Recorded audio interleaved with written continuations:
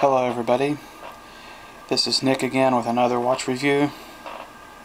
Today we have the Victorinox Swiss Army Divemaster 500.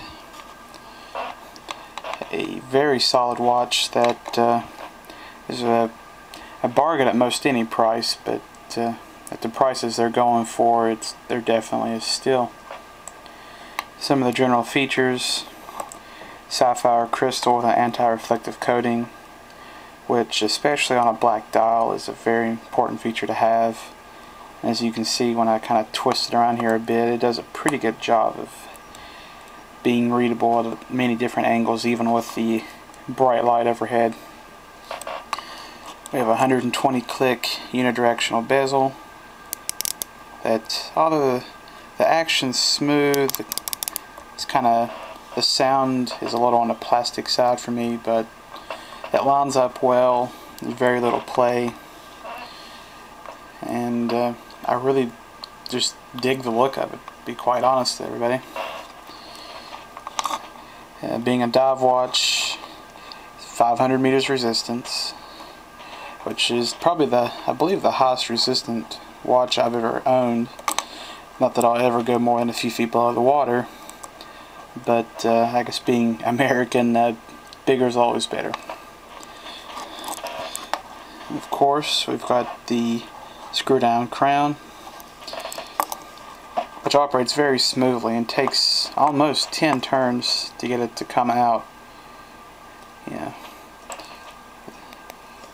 know, the tube here is quite long and actually recesses on into the case there a touch. You know, pull out the crown to the final position here, and setting the time easy, very, very smooth. Get done setting the time, push it in again, and there we go, threads right back up, smooth as butter. Probably the crown's probably as smooth as the Aqua Racer I had, so I believe that's saying quite a bit. Couple of comments about the watch.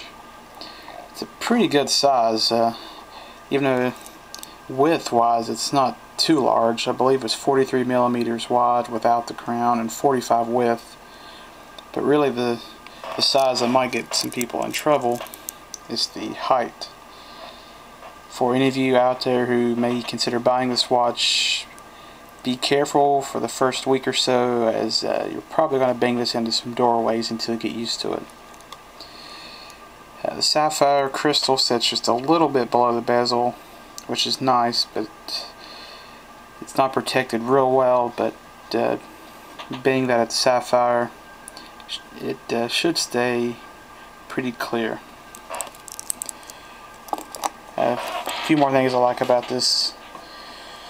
The lume is almost on par with Seiko's Lumibright. You know, I would throw out a guess that they're using Super Luminova on this. You know, we got the pearl here, which very nice triangle that grows probably brighter than the rest of the watch. Another thing I kind of like, the styling. You know, it's pretty classic styling. It's not going to be confused for a Submariner, which so many dive watches kind of do, or they draw heavily from. One thing I found really neat that I think Rolex could actually learn from Victorinox is the Cyclops that's on the dial versus the crystal. Very neat feature here that I didn't even notice until I owned the watch, and not until I had it in my hands. It magnifies it a little bit, but I think it's just neat that they placed it on the dial versus the crystal, thus not adding any more depth, which was kind of the original reason they didn't add the Cyclops on the Sea Dweller. Yeah, bracelet. I'm a big bracelet guy, so having a good bracelet means a whole lot. This one, again, very nice, a step above the Monster bracelet, but considering this is probably at least one price point above it, I'm not going to complain about the Monster bracelet. Scissor style clasp, diver's extension. With the bracelet on the wrist, there's literally zero rattle, which a bracelet that rattles annoys me probably more than about anything else.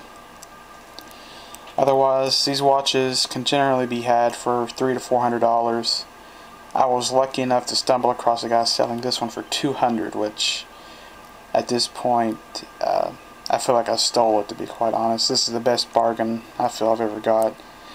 $200 for a watch that otherwise retails for $595, $585.